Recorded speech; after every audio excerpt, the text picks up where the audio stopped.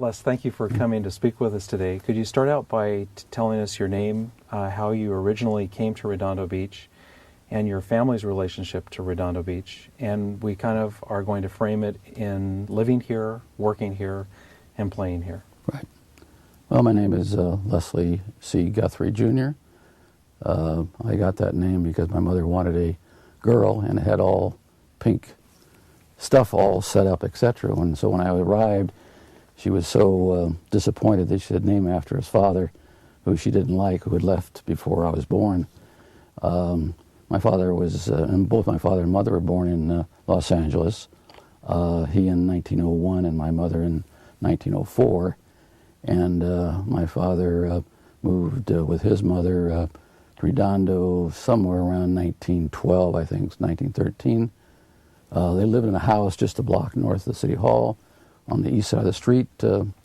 This house, I can remember later going to it, and had about a third of it had a dirt floor, which I thought was kind of interesting. The place I stayed in overnight had a bed on a dirt floor. I remember that. My father had told me how he would roller skate down Beryl from Broadway down toward the water when he was about 12, 13 years old. Obviously, because I wasn't born at that point in time, I have no memory of it. So I was born in 1926, and when I was about 2 years old, my father got a job as a crane operator over in the Torrance steel plant, and we moved back to Hermosa. He came back and lived with my mother for a short period of time in Hermosa Beach, just half a block south of the Five Corners there at, I think it's Gould Lane, I think they call it now, on a little apartment over a garage. And I thought it was interesting. At those times, I can remember, I was 5, 6 years old. The beaches were like Coney Island, absolutely wall-to-wall people. And so when they say these areas are crowded now, they have no idea how crowded they were then. They say how much time it takes to get downtown L.A. In my memory, it's always taken the same amount of time. Whether you came in the red car or drove down or took the freeway down, it always seemed to take about the same amount of time to get from central L.A.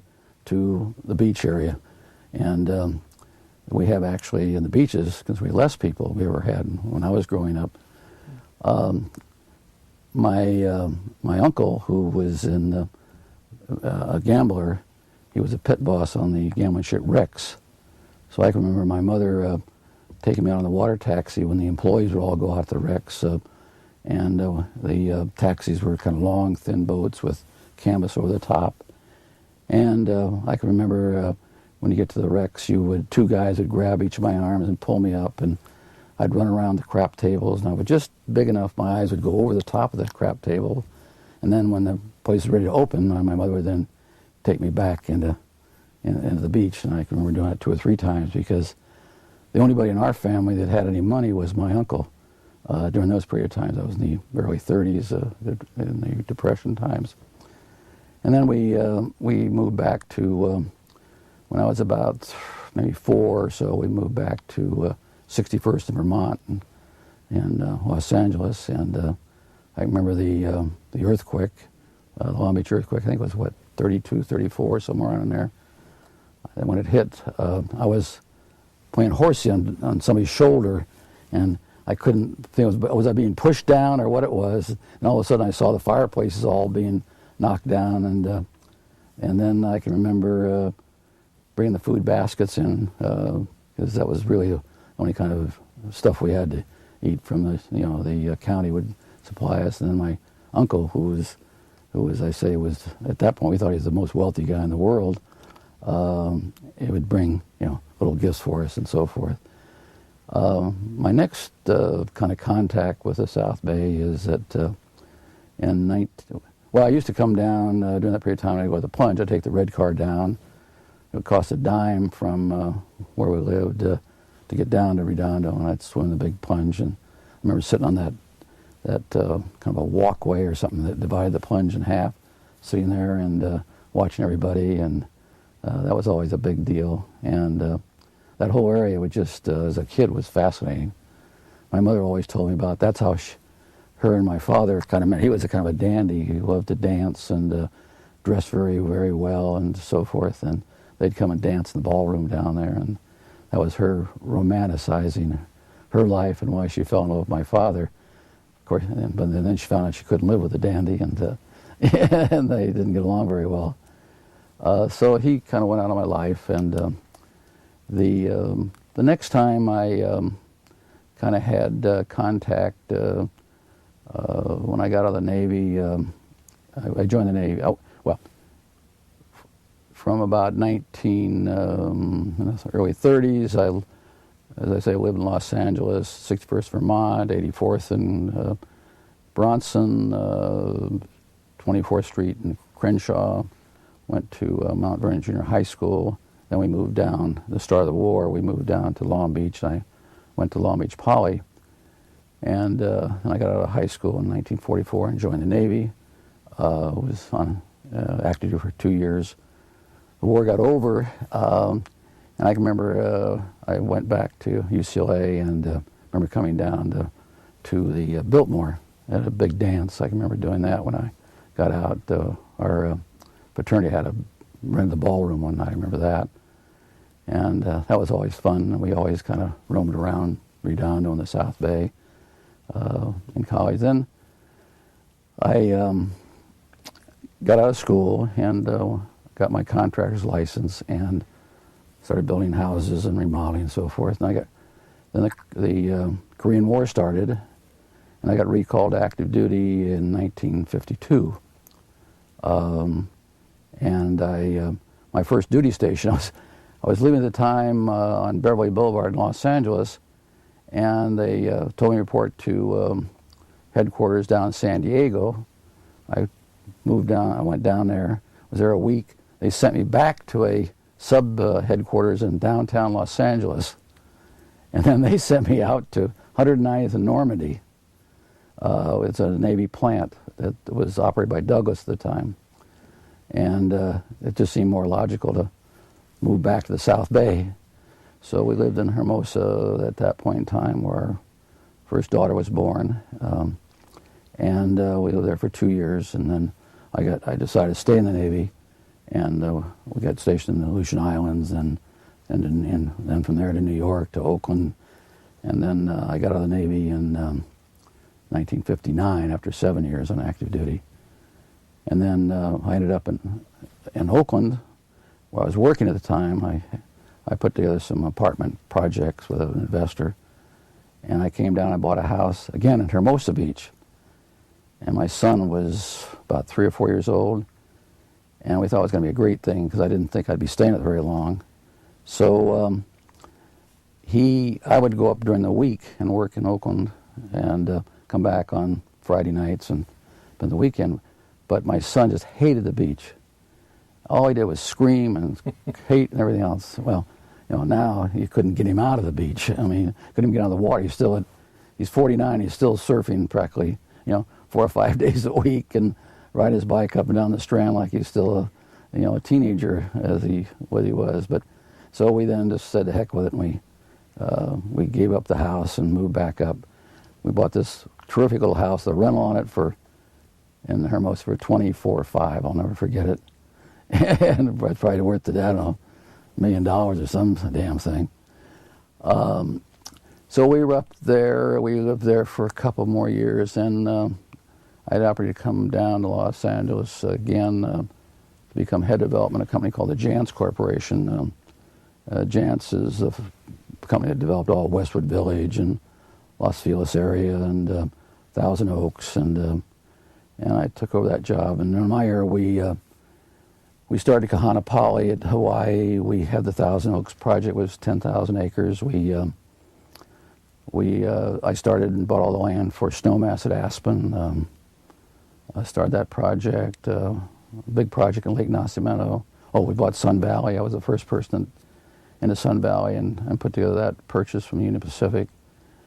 And then that ended, and then that entered in 1964. I was looking for something to do. I had a big subdivision out in Riverside County that I was involved with, and was looking around. I was riding my bike down the Strand one day and stopped on the parking lot, which was in front of the Lifeguard Station, the county Lifeguard Station.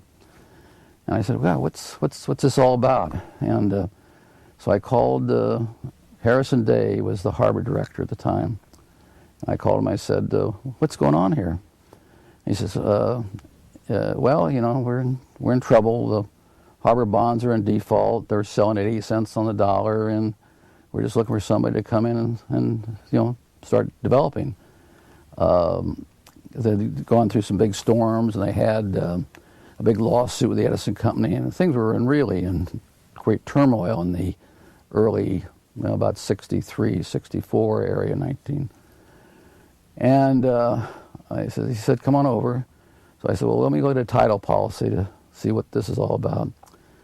It was 23 pages of the biggest amount of confusion I've ever seen in my life in terms of trying to, because at that point in time, no lender would touch the harbor. I mean, it was just the risks were too great. And, but my background allowed me to personally go through, and I'd look at it, and I said, well, tell you what, if I put up, I think it was $10,000, will you give me an option, a 6-month option to try to unravel this thing? And they had nobody else that would do it, so they said, okay. And so I literally took about 6 months to unravel the legal problems of the title. And it was really probably the toughest thing I'd ever been involved with in terms of getting to the point you could actually do something with the land. This is where the present Harbor Cove Apartments and Chart House are at. And bottom line is that I got to within probably a week of my option expiring, and I was making no progress in terms of trying to get financing. No lender would just touch it with a 10-foot pole. And I called Ray Watt, who was a fairly prominent builder in the Torrance area, who was a friend. I said, Ray, I got this problem, and would you be interested in taking a look at it? And so he said to me, sure, no problem at all. Why don't you come on over, and I'll see you at 5 tomorrow. And I said, okay, I'll see you at 5 tomorrow afternoon. He said, oh, no, 5 in the morning. I said, you're kidding me. He said, no. So I said, okay. So I got myself up about 3:30 and took a nice shower and a nice cold one and make sure I was at least alert.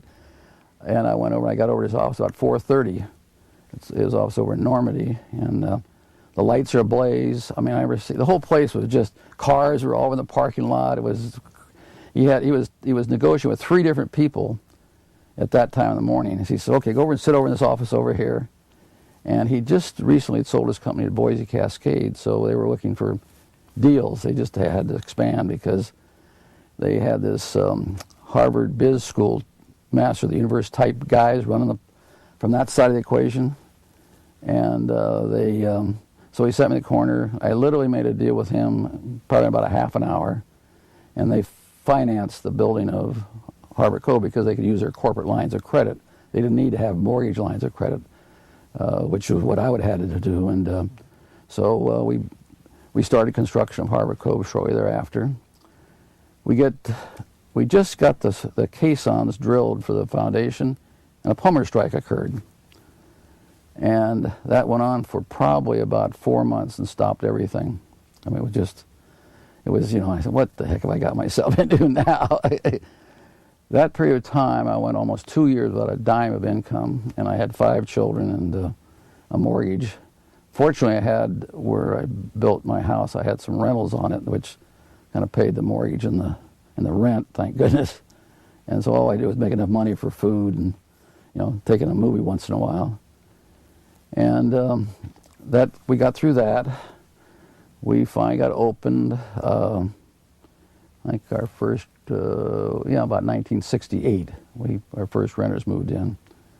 And I tell you, it was just kind of an interesting, we hired an agency to kind of work with us, which I'd used before, which we created some fairly creative things. This agency, advertising, eventually became Daigh, who was a very famous, today very hot ad agency.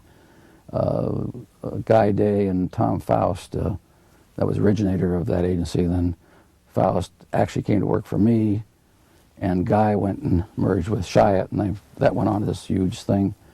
And I remember we created a campaign one time of renting Harbor Cove, which I thought was kind of humorous side. And the whole deal was, and the ad was, come to Harbor Cove essentially, and the lead of it, don't tell your mother. And it was directed to kind of these kind of in guys who kind of wanted to have a little more romantic part of their life, you know, and living on the beach and so forth. And I got this letter from this woman, the mother of one of the guys that moved in, saying I was the most terriblest man in the world, you know, leading her son, who was about 40, you know, into this terrible lifestyle he's going to live at the beach, because the whole ad campaign was, you know, you could walk the beach with your loved one and watch the sunsets, and you could have dinner at the Chart House, and it was just, you know, it's that kind of an ad campaign, and God, she just thought, oh, it's terrible being behind this sort of thing. Another thing which was kind of humorous, we had a fellow who had, you know, the kind of the classic on the hill guy, you know, probably married 20 years, midlife crisis in his mid-40s, who was a real jerk, real nerd. I mean, but he thought when he moved in that this would change his life. He left his wife, or his wife kicked him out, I'm sure. And he moved in, and his television's reception wasn't quite up to snuff. And he wasn't kind of getting the action he thought he was going to get in his life. And he started coming down screaming at us about how this was preventing his whole life from being this new world he was going to have by moving into Harbor Cove, and you know, this woman he was married to was so bitter, and it was amazing to me how people would translate how just making a move in an apartment was going to change their life. You know, they're still the same nuts they were before, and so that was kind of an interesting. But it just reminded me of another incident when we were building Harbor Cove. There was a Councilman Paul Burke, who was a member of one of the more active political families in Redondo. His brother was very active in many campaigns. It was often said that Mitch had his brother, which I can't remember, is Henry Burke, behind you, because he was the first one to use computer analyzation of precincts and keep track of every voter and how you go, and you only get your supporters out to vote, and you don't ever call people who don't vote and all this kind of stuff. Well, he was the foreman of the electrical crew that was on Harbor Cove. At the time, I didn't really realize that, because I was just kind of new into the system. So, and for some reason, Paul had a little trouble reading plans. He loved to put switches behind doors, you know, where you open the door and then you got to close the door to get the switch, you know. It never occurred to him, I guess. And because I'd go and ask Paul, now why are you putting the switch behind the door? He says, well, it's easier there. No, the switch wants to be on this side of the door. And so one Saturday I come into the job, and one of the things that I just hate to see happen is where, there's a plug over here, and he forgot to put a plug over there. So instead of going hidden with the conduit, he just ran the conduit across the surface of the wall. And it made me so mad. I took the conduit and I pulled it off the wall. I took it down to his electrical shack and I wrapped it around the door. And because this is about the fourth incident of this whole thing. So Paul comes in the next Monday morning with this thing around it, and he sensed where it came from. He says, "Why is Mr. Guthrie so that's such an angry thing to do?" And then I discovered the next week he'd parked his car in the marina without a parking permit on it, and one of our guys had hauled his car off. So I was in great shape with Councilman Burke. We had shortly thereafter, we had a meeting of the Harbor Review Board. He was this was his district. He had District 2. He was the member on the Harbor Review Board. At that point in time, the decision of the Harbor were, they had 2 councilmen on the board, the council from this district and one other, and they'd have the fire chief and the building department head and some outside consultants, and it was really considerably there. They tried to take as much politics out of the decision as possible and make it a fairly professional situation. So I had learned by then, when you want to do something in the harbor, that you start with little steps. So I drew this plan of what we wanted to do. It was actually the Sports Center building we built. And it just had a plan, just line of a plan. And Paul said, I'm sorry, but I have to vote against this, your proposal. I said, well, why are you voting against? He said, I don't like the way it looks. I said, what do you mean? There's no elevations here. There's no sketches here. I just want to make sure that where we're going to put the building is acceptable to you. He says, I don't like the way it looks. I said, well, how can you tell that? He said, I know how these buildings look. And so I never got a good vote from him afterward. Fortunately, there were 4 other members on the council and the mayor and so forth. So I think that kind of is the start of kind of my entry into Redondo Beach. And so 1964, 65 is when I kind of started. And so actually, the end of this year, I'll be here involved with the city work-wise for 40 years. I lived in the city during that period of time for about 10 years. And so that kind of gets you a starting point to the modern era, the last 40 years. Okay. If we can we go back to when you first came here? Because it sounds very interesting about the first house that you stayed in. So you were born in 1923? 26. 26. And what was the first year that you remember coming to Redondo Beach? It was probably about 1931, maybe, 32, in that area. And were you visiting someone there? Yeah, my grandmother, of my father's side. And then she lived on Broadway? Broadway, just up the street about a half a block. So as a young child and visiting your grandmother, where did she take you to go do things? The only thing I remember is the dirt floor in the room that I slept in. That's the only thing that stands out in my mind. Were there any kids that you played with on the block when you were there? No, because I was living at that point in time with my grandmother on my mother's side because my mother worked. And so I was, my grandmother on my mother's side was the more predominant one. I just, to my best of my knowledge and what my father would tell me, I only visited here with my grandmother on his side maybe two times maybe. Okay. At some point you said you came down and you remember going to the plunge. Oh yeah, that was with my mother, and when we'd come down and because her big thing was a day at the beach. She loved the beach and it for 10 cents, what better way? You'd walk around. I can't remember, but I remember taking me in the plunge, and she'd swim in the deep section. She'd leave me in that more shallow section, and there would be always a lot of kids around. That was real. That was a big treat, and she'd always buy me some cotton candy. Remember that? And because the red car just stopped right, kind of almost in front of the thing. You get out of the red car and you walk just a little short distance. They had the then coming down. Oh, I do remember in the late 30s, early 40s, the roller coaster. When I was living in Hermosa or in Long Beach, we'd come over, and I remember coming here a couple times with my mother.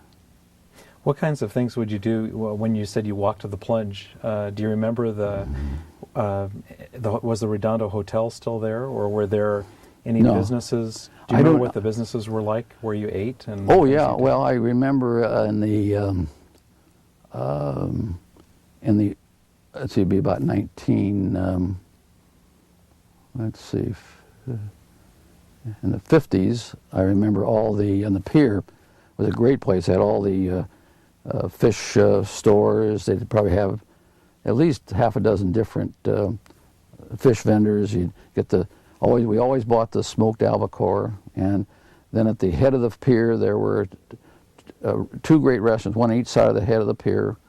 One I think was called the Hacienda, I think. I'm not sure. I remember we'd rotate between them. I remember we always did that. We always bought the smoked fish. We'd walk around the pier and walk out the end. One point in my life, in my early years, I always had to live with somebody else. Like, for example, live with my grandmother, live with my aunt. My mother had to double up with a lady in Ocean Park, and I cleaned fish as a kid on the Ocean Park Pier for the fishermen. Mm-hmm. And as a result of that, I never wanted to be a fisherman, never wanted to touch fish. We got a neckle of fish to clean these huge things. And I said, now this is something I don't want to do in my life. And in that era, my uncle had, because the Rex, I guess they closed down. This was in the, let's see, I was about probably 10 years old, so I'd be 1936. This was at Ocean Park. He was, at that point in time, there was a gambling casino at the head of Ocean Park, and he was a guy there, a pit boss there. So, and then they had all the big fun things at the Venice Pier and the Ocean Park Pier, and that was always something that you just, look forward to doing, and going down the big slides, and there was a big bamboo slide that was, the terror slide. If you went down that, you were pretty brave. So those were always good times. And living at Ocean Park, that was, was easy to do. And I can remember hitching rides in the back of the little Strand thing that ran up and down the Strand. They had that kind of like a bus thing they do, it's like they have in Coney Island. In fact, Mary Davis and I, we found those old things in a track. We rehabilitated a couple of them and tried to bring them back to Redondo, but it never caught on. We bought them and fixed them all up and painted them and ran them for, I don't know, a couple months, and kind of gave up because no one wanted to ride them for some reason. So when you talk about, you said that people would go up and down the Strand. Yeah. Are you talking about the Strand in which city? Well, it'd be Venice Ocean Park, that Strand, and then in the 60s, the late 60s, early 70s, Mary Davis and I, we found this guy had these things in a garage that he'd bought many years previously when they stopped running the things, and we bought 2 of them. How would you describe them? They sound like it's like a bicycle, or No, it's a long vehicle, about about as long, maybe about from here to that wall. So about 20 feet. About long? 20 feet, and they would sit. They had a bench on each side, and they had poles in which you do and they had a little, like a jitney motor car, a little jitney thing that pulled them, and the thing would stop, and people would just jump on and sit on the bench, or sometimes it went rather slow, so you could jump on when it was moving. It's kind of like a cable car, a cable car on rubber wheels, I guess would be more descriptive of it, that you have in San Francisco. Only they're low and they're on the Strand. It would run up. It started in the Venice Pier and run clear up to Santa Monica, and it was a nickel. I remember that. They'd charge a nickel to get on it, and people would get on and get off, and kids would grab on the back on their skates, or they'd have a seat on the back of them. We could seat 4 people in the back end, and sometimes they'd just jump on that until the guy kicked them off. That was always a fun thing for kids to do. And what was the transportation like? You said that you would come down to Redondo Beach for a dime. Yeah. Was that on the red car? Red car, yeah. Which, did you travel more than one line down from Los Angeles, or was there just one line? The line that we always took was the one that runs down, it ran down Venice. We would take the bus, like when we were to 61st, we'd take the bus, the streetcar on Vermont. It was a streetcar in Vermont. Take the streetcar up to Venice, and then get on the red car, and that would come in, because that car went down Venice, and it came down Culver, which is Culver today, on there, and then it came down, which is the bike path in Manhattan, down where the parking is in Hermosa, the parking in Redondo, in the middle of the street. And so it would come down, and where did you said the line ended? Ended in Redondo by the pier there, yeah. And when you got off, do you remember any of the dime stores or any of the? I think they were looking at some old pictures. Right. There were a few dance halls. There was a Mandarin dance hall, maybe there. Or there were some other. Did you ever get to go in any of those places? No. The only place that I can remember going into. Well, the thing I remember, number one, is there was a lot of divergency in the heights of the streets there. They've kind of graded all that area out of there now. I remember that. And then as soon as we got out of the car, we'd either go to the pier and get our smoked fish, or have a snack or something, or a hot dog or cotton candy, and then we go to the plunge. That was the big thing. I mean, we came down to go to the plunge. That was the motivation, to come down and to walk around. It was just what people did. Everybody was always dressed up. I mean, I remember that. Men wore hats, and and the women were always nicely dressed. And did you walk on the boardwalk? Do you remember that? Oh, yeah. No, did you ever walk from... We hear that the boardwalk started somewhere around Diamond, and it went all the way north into into Hermosa Beach, that you could walk along the ocean Right. on an actual boardwalk. Yeah, I remember that. I remember the boardwalk. And I remember there was always things on the west side of the street. I mean, like hot dog stands or selling cotton candy and candied apples and that kind of stuff. So you walked along, and those boardwalks were always filled with people, and that was the fun thing to do. People would like to walk and look at each other, and it was really very nice. It was a nice Sunday afternoon. This is the thing you do on the weekends. I mean, Saturday. Do you remember how much a cotton candy cost when your mom would buy it for you? No. Or any of the other things, say if she bought you candy or... No. What was the... did you ever go to the movies in Redondo Beach?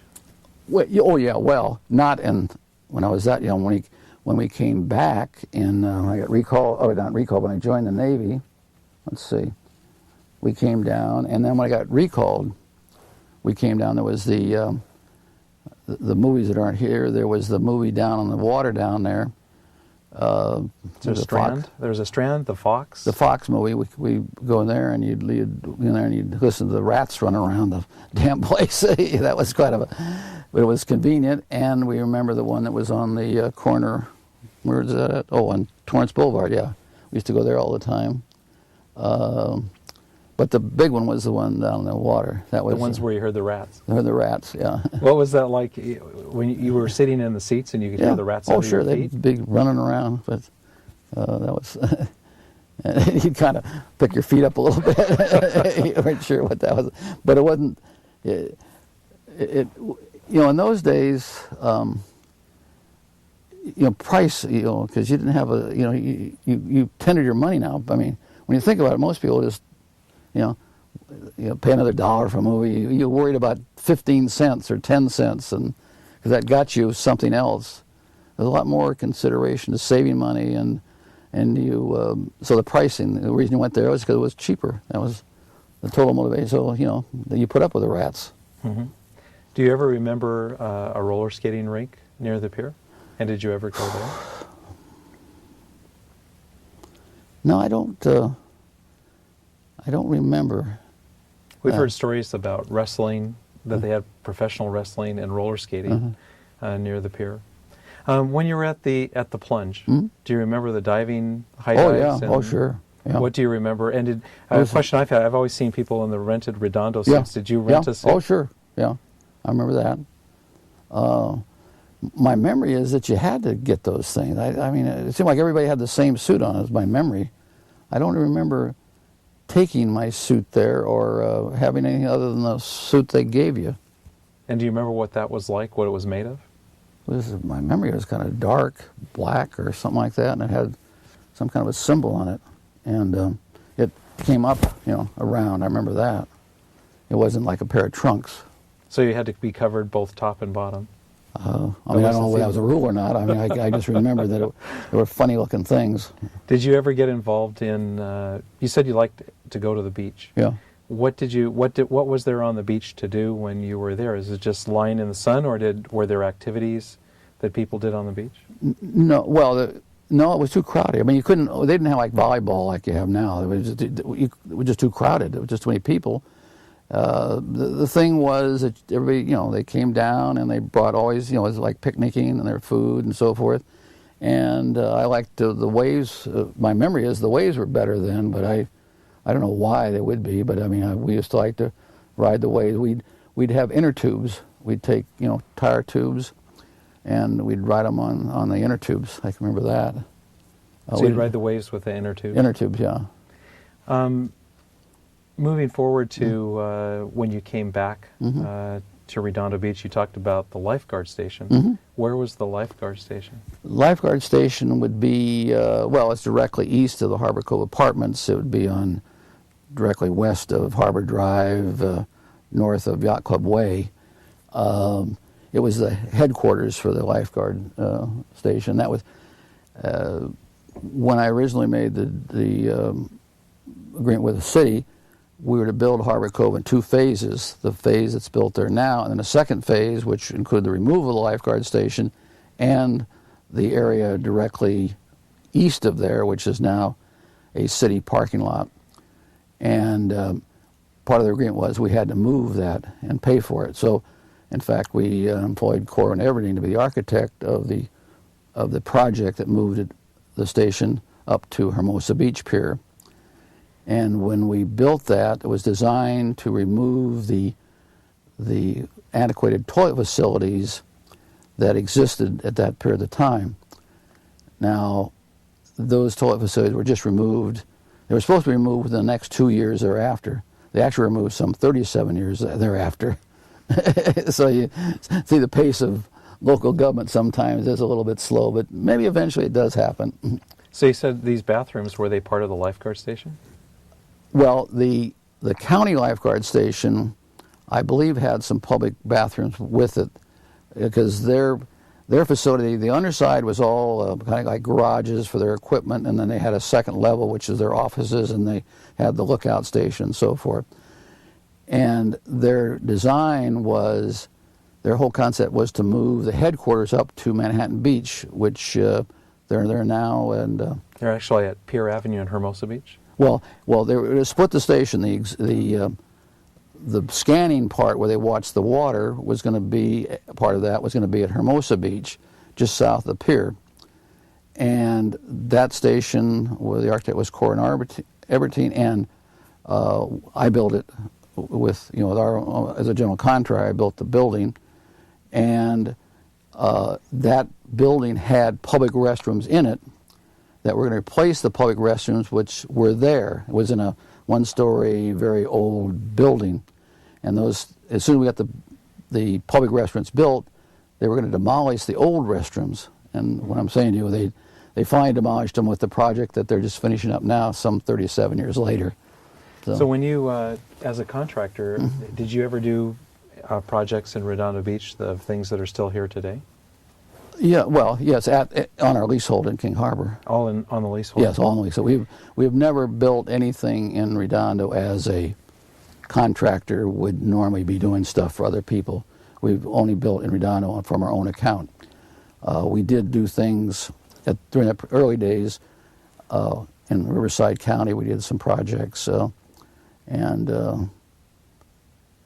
that'd be the only thing we did as a contractor outside of Redondo. Yeah, in 1963 and 64, you talked about that they were in a lot of financial difficulties with the bonds. Right. Can you describe, or do you know how that happened between? We've heard from some other people that the first break wall was built in 1939. They had to stop for a while during the war. They continued the project afterwards. It was named after Cecil King. Right. Can you tell us a little bit about the history of that area after the break wall was built? Well,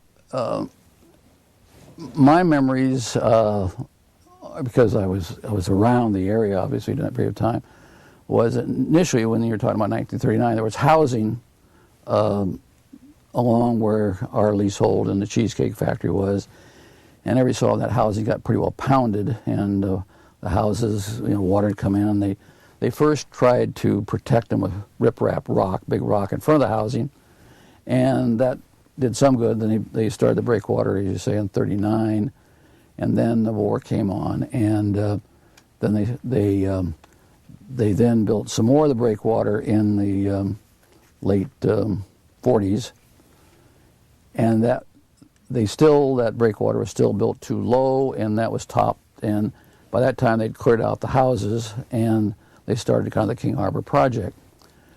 And they built the first, they made the first leases in 1963, and they divided the harbor up into, Paul Troutwine had the Marina Cove leasehold, Bud Moody had the Port Royal leasehold, and Mary Davis had the Portofino leasehold, and Gordon McCrae Sr. had the Redondo Beach leasehold. That's how it's kind of parceled up. These were and then there was the pier. And on the pier they had, Tony Tretanich was a major instigator of that, but those were in much smaller parcel just for actually end users. The four that I mentioned, their original concept was they were going to be master leaseholders and then sublease to various businesses and so forth. Mary Davis was able to finance her deal with via, I think it was Superior Oil Company was her partner. The Moody's, he had an investor plus his only personal wealth. They were able to borrow on theirs. And Paul Trotwine was able to put together a group of about 5 investors to build King Harbor Marina. And so they started, and Paul started on where King Harbor Marina is at today in about 62, 63, kind of finished up about 64 and built it in stages. And it was never really particularly successful at the time, and when we bought it, it was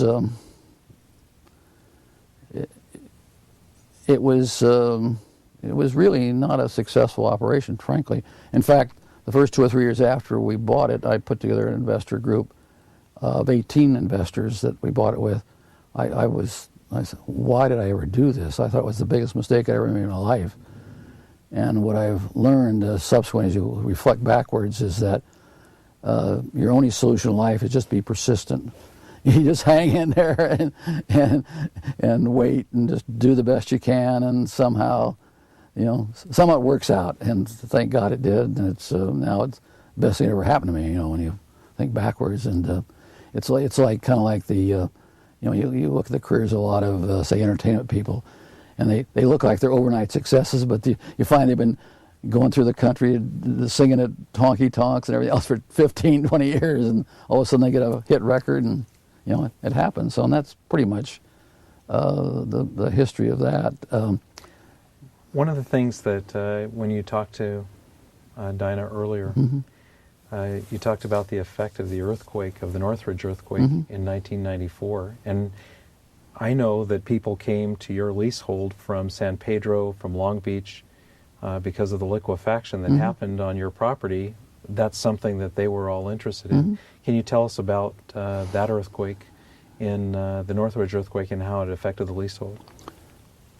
Well, on January 17th, 1994, a date that will be imprinted in my mind forever, the earthquake hit.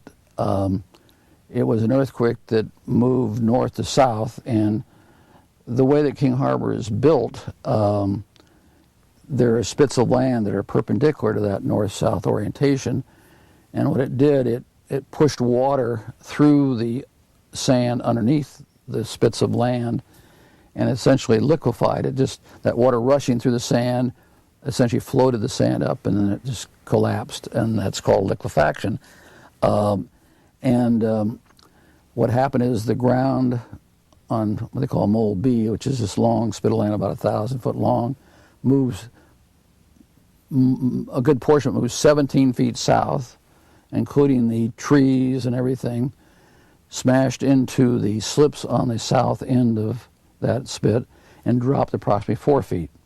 And the drop of the 4 feet demolished 2 restroom buildings, and I say it eliminated about 200 parking spaces and caused about $6.5 million worth of total damage, just physical damage. The real damage, in addition to that, was that in our kind of world, if you have a place to park, you don't do business there. So we lost, almost overnight, we had 225 vacant slips. That was the end result within a month, 2 months, the maximum. The city at the time denied they had any responsibility. We leased the land from the city, and our lease is pretty clear that they're responsible for maintaining the land. The city denied any responsibility. We had to start litigation to get them to take responsibility. Fortunately, the federal government made it easy for them because they were able to get a grant from the federal government for the money. So once they got the money, they then dropped, at that point in time, they said, well, we got the money, so why deny liability hereafter? So they then, with the federal money, they were able to make the repair to the land, and we then, did what we had to do in terms of repairing docks and so forth. But the people says, well, you were covered. Sure, well, that's true, but our insurance runs out the day the construction is completed.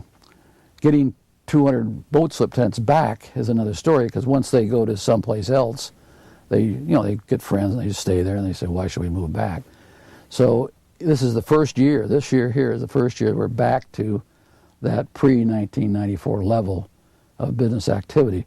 We're not, if you take inflation that we were charging at that point in time and increase it just for the cost of living, we're below that level. In fact, we had to reduce slip rents for some of those years on our smaller slips, because the market is, on a small slip you can take your boat out of the water and store it, so it's not the same as you have in the bigger. So in our marinas, basically, we have 850 slips, of which 500 are boats that can be taken out of the water. So on those boats, we're way below what they would have been if we just increased by inflation. The bigger boats, because they have no place else to go, we were able to pretty well keep up with inflation. Fortunately, we had income from offices and apartments that were able to keep us alive, and fortunately, we run our business very, very conservative. We don't have a lot of debt. When you're raised in the Depression, somehow you're very, you just don't want to borrow any money or get in debt. Something I've never, I never buy furniture on credit. I never buy a car on credit. I want to be debt free. It's kind of the way I want to live my life. A lot of the high-powered business schools say you should leverage it, and you can borrow money at 6%, invest it at 10%, and you make lots of money. I don't know. I'm satisfied the way I'm not sure I'd buy a better steak if I did that. So from 1994 till 2005, you were affected by that. Oh yeah. That yes. earthquake. Yeah. So really, we're literally millions lost that are kind of unknown to anybody in a sense, because we pay 25% of the revenues we collect to the city of Redondo Beach, and so having that lesser income, the city lost out there. So the city has, if you take and you go back the last 20 years, the revenues they've got in the city, and you just adjust them for inflation, they're considerably below what they should have been getting, because at the very least, the revenues for the harbor should be keeping up with inflation. I mean, in fact, it should be doing better than that, but we've had essentially a moratorium in the harbor the last probably 15 years of any development at all. So the last 15 years, we've been on what I would call a moratorium and survival mode, and trying to make our operations more efficient and effective, and trying to do a better job and keeping tenants and that kind of thing. Just kind of change our business. Preceding that, we were trying to develop our goal was always to add about $1 million a year to the leasehold to increase revenues both to ourselves and to the city. In California, one thing they tell you to get used to is natural disaster. That's correct. Whether it's fire, flood, or earthquake. Or water. Yes. We've had two, in my area, we've had two major storms that have been very disastrous, and the yacht club has gone through two complete demolishings of their facilities that they've had to go through. And I always am amazed at how people just don't understand how dangerous the sea can be. We've lost, to my knowledge, I think 3 people have been washed off the breakwater and drowned. And why people go out there in a storm conditions. I mean, I've seen people in the highest storm conditions go out to the breakwater because they want to look at it. I mean, it's just mind-boggling how the stupidity of some people. And what I wanted to ask you is, one of the biggest storms was 1988. Right, that's correct. And there was a smaller storm, I think, in 1983, 84. Right. Mm-hmm. And I know that you talked about some of the history. Looking at maps, there were those houses. There was a 1st through 10th Street that lined the water in Redondo Beach that no longer exists. Right. What I was going to ask you is how 10th Street still exists. I mean, it's not paved or anything, but it's still there. And that is Yacht Club Way? No. Well, there's a dispute about that. Whether Yacht Club Way is 14th Street or 10th Street, there's a section of our leasehold that says, which we use to store things on. It's not paved or anything. They call it 10th Street on our maps. But what I can figure out is where that pump where the what do they call that facility where that thing that's there now on the corner of Yacht Club Way. The Sea Lab? Sea Lab, yeah. as far as I can figure out is that 10th Street really was going through that facility, and that the city made a trade of, they wanted that facility, well, it was a pump station for the power plant, be power units 1 and 2, and they traded the location for it to directly south of that site. And that in that whole deal, that's how Yacht Club Way came in. The street looks to me, when I look at the maps, that there was a street a little south of Yacht Club Way, and they wanted to put the pump station there because it had to be north of the breakwater to get the pipes through there. So they made this deal where they moved 10th Street to be south of the site, and Yacht Club Way came in existence, which I think if you go down and you look at Yacht Club Way and you look up the hill, it really lines up with, what's it called, east of Anita? No, east of Sepulveda? There is, you have Anita, Redondo. Anita, okay. If you look up there, the direct alignment of Anita coming down to Harbor Drive would be Yacht Club Way. Oh. And so and they swung it around to create a rondo. When I made my deal with the city on Harbor Cove, which would be 1964, Redondo was supposed to be completed 2 years later.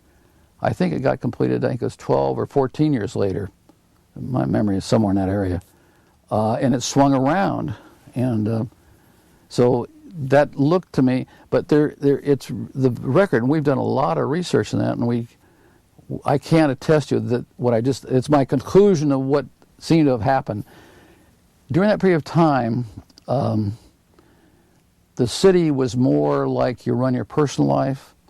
You kind of do things, but you don't, every time you do something with your family, you make a note of it and record it and so forth. They just did things. I mean, when I came, I thought Redondo was a paradise when I first came, started doing business here, because so much stuff was done with, I kind of call it the John Wayne City. Man, you talk to the person, you come to agreement, you shake your hand, and that's it. I mean, there was no backing. Your handshake was your bond. I mean, nowadays you want to have a 100-page document and 5 lawyers interpreting it, and I said they had a hearing today with 11 lawyers in it. I never saw a lawyer. The first time I do business here, you meet, talk to the people, you maybe write out a little 1-page list. This is what we agreed to. Shake your hand, and they take care of it. And so there wasn't a lot of precision done in terms of recording some of this stuff and doing it precisely as they do things today. And that's why they got stuff done. One thing I'd like to ask you about, I would like to go there in a minute, but we're going to go to another tape.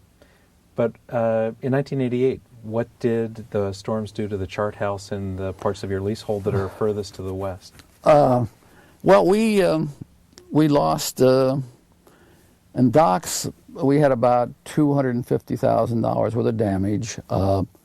It damaged docks, sunk a couple ships, or boats. And we just had to go in and rebuild docks and so forth. It went through the chart house and pretty much demolished the chart house, and they had to redo their whole operation, remodel that. And that's where we, fortunately, I had an excellent relationship with our congressman at the time, and he was able to get some additional funds to raise the breakwater. God, I'm having a memory loss.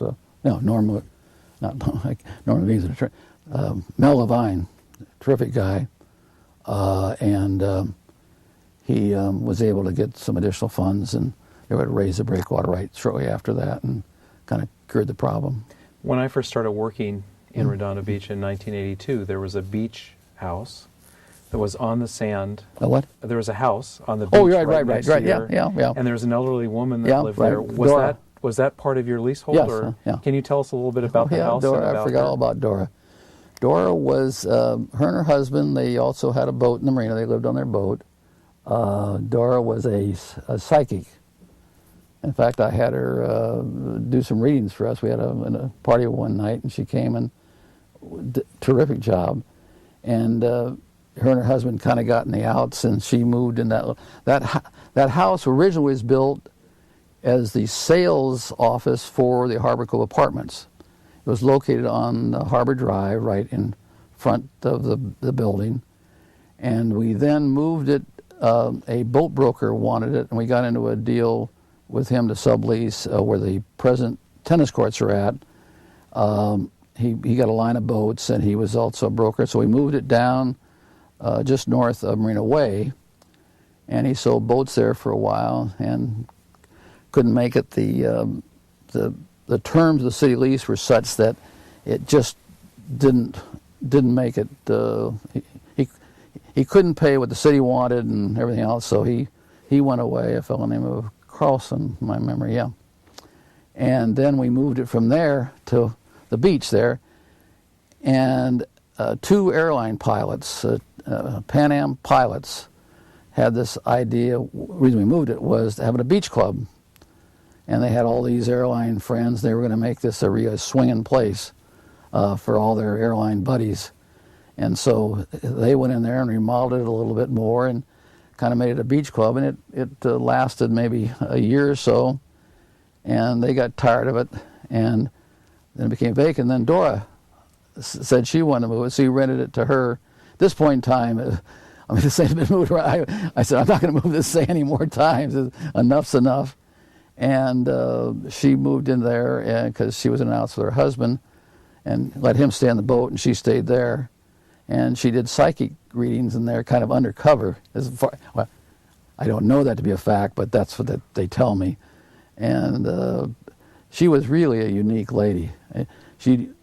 Most of the time she'd hold court over at the, which is now Blue Water Grill. At that point in time it was called... Charlie Brown's? I think it was before Charlie Brown. I think it was called Finney's at the time, or maybe it was a Lobster House. I'm a little hazy on the memory of all how the transition went. But she'd hold court over there, and they'd kind of let her stay there, and because she would read people's palms and the cards, and she'd draw people in the afternoon of the afternoon cocktail hour. And she also liked the few little pops. She'd get her, and so she was there almost every night for 2 or 3 hours, and then the storm came and just wiped that whole thing out. And then after that, and that was a storm that the harbor director had parked in the parking lot just right near there, and that storm came and wiped that out and tipped over her car, just picked it up and tipped it over. So she had to, I think she got a new car out of it, if my memory is correct. And in fact, she'd be a good person to interview. That's gosh. Sheila. Yeah, Sheila. Yeah. And I don't ever know what happened to Dora after that.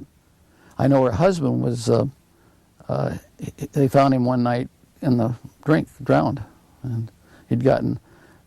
He was a very heavy drinker, and I think he just got bombed one night, and that was the end of him. Do you remember what she told you when she read your palm, or she looked into the future? Well, it had to be good. It had to be good. It had to be. Okay, we're going to stop here for a second.